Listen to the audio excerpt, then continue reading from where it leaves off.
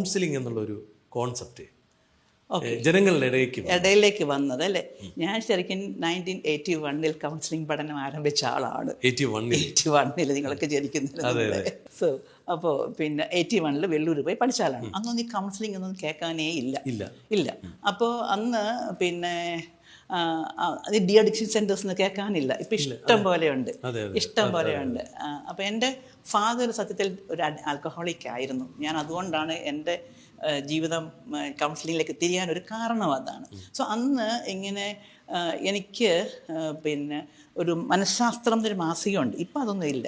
ഞാൻ 70s ഉള്ളൊരു മാസിക. അതിനകത്ത് ചെറിയൊരു ഒരു ഹാഫ് പേജിൽ അതെ ആൽക്കഹോളിസം ഒരു അസുഖമാണ്, മദ്യപാനാസക്തി ഒരു രോഗമാണ്. ആ ചെറിയൊരു ഇൻഫർമേഷൻ വെച്ചിട്ട് ഞാനൊരു സൈക്കാട്രിസ്റ്റിനെ പോയി കണ്ടു.